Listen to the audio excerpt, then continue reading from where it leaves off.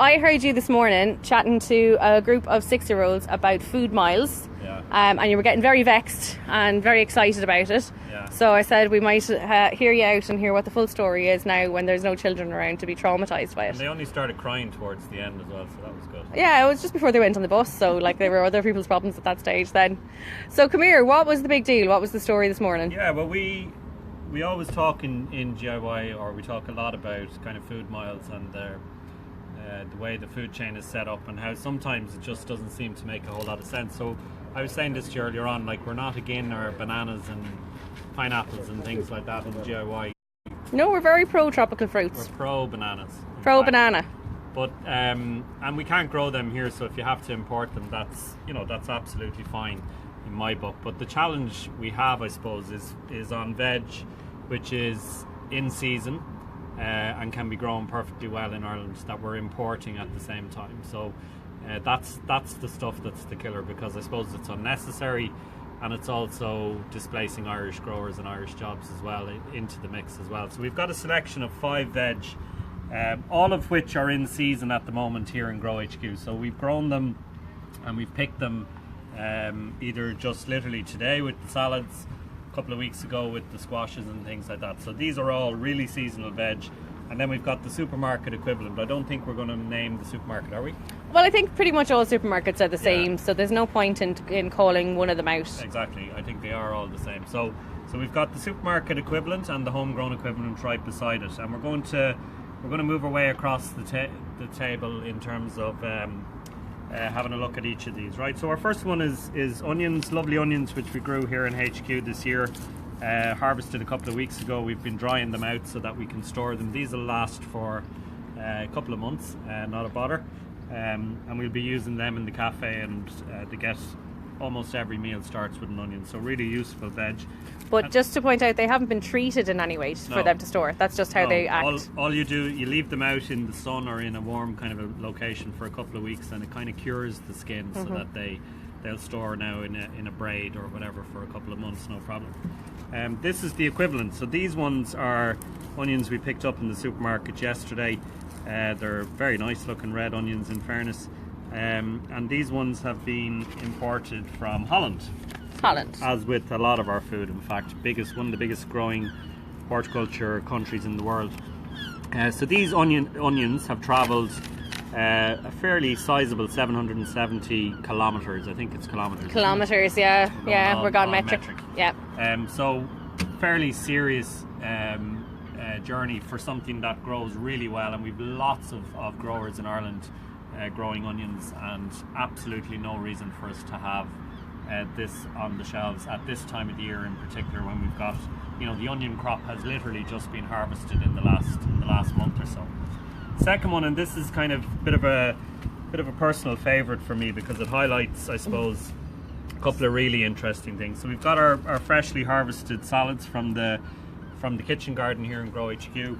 Right here. Lots of different varieties, lots of lettuces, oriental greens, lots of lovely stuff. They're literally just harvested in the last half an hour, I think. Half an hour, I'd say, yeah. Yeah. And this is a very common, I'll cover the brand so that we don't see it, but this is a very common thing you see, which is called a superfood salad. And the first thing you notice when you pick it up is it's kind of full of air.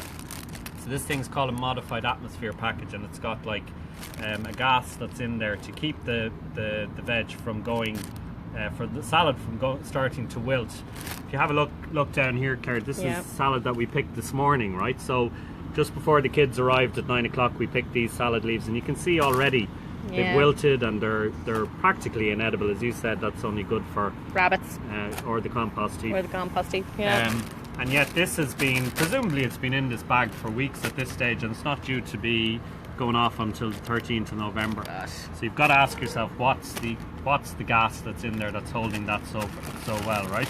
So we've got a couple of different things in there, chard and spinach and a few other things, which is great. Nice little mix of leaves. If you look at the back here where that stuff is from, right, we've got 3 different countries, which is incredible. In one bag of salad, we've got produce coming from the UK, from France and from Spain, which is an unbelievable, a logistical marvel, like, when you think about it, but just unbelievable. And the other thing that struck me, right, if you have a look here, we've got some beetroot. Grated beetroot, right? Anybody who has worked with raw beetroot knows that it actually bleeds onto your hands, it bleeds onto everything. It's a really kind of all those lovely pigments which are what's so healthy, they start to bleed out. Whereas you can see that it's not actually bleeding out in here. And that again begs the question. I reckon that's treated with something to stop it from bleeding. It's not even staining the bag. It's not staining the bag. It's not staining the lettuce beside it, or the spinach, that is, I'd say. So that's a worry, I think. But above all, I guess, 3 different countries: UK, France, and Spain, and we've got a collective food miles or food kilometres of about 2,000. 3,000. 3,000, sorry. Yeah, 3,000 kilometres. For one bag of salad. Like, that's absolutely crazy. We move on quickly. This is, again, another bugbear of mine. We have a weird relationship with squashes and pumpkins in this country. We only use the pumpkins for carving. Yeah. And pumpkins are delicious in their own right. And with squashes, the only squash we ever eat is the butternut squash, which is one of dozens of varieties of squashes. This is a variety called Yuchiki curry, which is our favourite. Which is Japanese. I'm not saying Yuchiki curry or Yuchiki curry. It's a Japanese word. Yuchiki curry is the variety. It's an amazing squash, and we've grown these on the site here. They grow really well in Ireland, and the killer about it is, thanks to that lovely thick skin, these will last in storage. Like, if you put this up in the kitchen or whatever on the dresser, it'll last for 4 or 5 months quite happily. So there's no reason why we're not growing these in Ireland. It's a complete mystery to me why we don't grow them, and why we always just import butternut squash. I guarantee if you go into the supermarket, the only squash you will ever be able to get is this one, the butternut, and this one is imported from Portugal. Right. Where they're having all those terrible droughts and things at the moment. Which is 1,740 kilometres away. That's a fair old hike for that one, yeah? Right. So there's a whole heap of issues thrown up by that one. Yeah. I blame the baby food manufacturers. Yes, I think you're right. So this one is my old perennial favourite. If I ever think my job is done with DIY, the fact that we're still got Chinese garlic on the shelves in supermarkets. So this is our garlic crop. We grew it here. It grows brilliantly well in Ireland. We have a brilliant climate for growing garlic. Yeah. And we've just harvested this probably around the end of June or early July.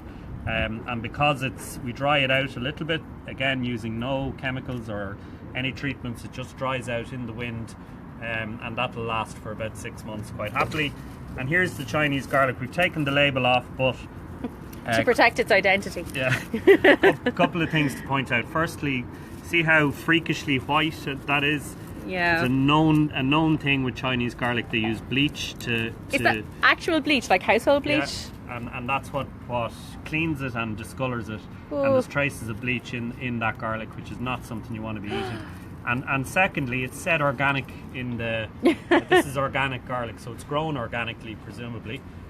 But God knows what it's been treated with to clean it. And also, to stop it from sprouting in storage, there's treatments used to stop it from sprouting, which, I mean, makes the organic thing a complete and utter nonsense, really. And it's travelled from China, which is a grand total of 5,160 kilometres.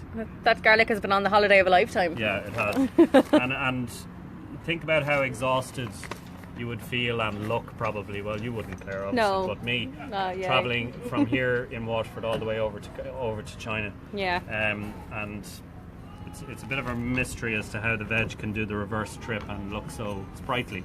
Fresh. But this one is my personal favourite, right, because it's carrot season. Yes. And we've had our first frost of the week during the week. And the first frost of the year is significant with carrots because it actually sweetens the carrots in the ground. It turns the starch into sugar, so you get literally a sweeter crop of carrots. And lovely. It's carrot season, right? And it's stock pot season, it's soup season. We're all getting interested in warming foods, and carrots are, the classic stock pot veg. We've got loads of Irish carrot growers. And yet in the supermarket yesterday, just 100 yards away from where we're standing at the moment, I found these, right? And we're increasing food miles as we go, right? So these carrots have, even though they're simple to grow, and we've been growing carrots in this country for millennia, I'm sure. And they're quite a staple, isn't it? Everyone buys a bag of carrots with their shopping. These have travelled the furthest of all the veg. So where do you think they've come from? Well, I presume they're still in Europe at least because of the season. No. Okay. Are we talking Further than China. further than China? So not even North America. No. So if it's further than China, then it can't even be in the Northern Hemisphere, can it? Southern Hemisphere, yeah. Southern Hemisphere, South America? Yeah. No, not South America. Sorry, South Africa. South Africa. Yeah. We imported our carrots from South Africa. Yeah. But now this one is an absolute disgrace, right? And I'm assuming the only reason they've done it, they can get carrots by the megaton at the moment in Yeah. Ireland. I'm assuming the only reason they've imported these is because could be price, Yeah. or the other thing is because of the size. Maybe, you know, there's no Irish growers growing small little carrots like this, but that doesn't matter. It's just, that's an absolute disgrace. Look at the food miles on this one. Grand total of 9,083 kilometres. For carrots, for that little tub of carrots as well. That's just bonkers, like. Wow. Never mind the packaging, you know, we could talk about that as well. Yeah. It's an absolute waste of packaging, but Yeah. here we go. So collectively, 5 very, very staple vegetables. You could make one bowl of soup, say, from Yeah. this. You could start with your onions and your garlic, put in a bit of squash and carrot, Yeah. then you serve it with a side salad, and you've got 20,000 kilometres on stuff that all grows well here in Ireland and is in season currently, and that's why our food chain is in such trouble. So what's the solution, Mick? To grow your own food. When you go to the supermarket, demand Irish produce, vote with your wallet, do not buy this stuff. That's the key to it. Well, plain and simple. Thanks a million, Michael Kelly.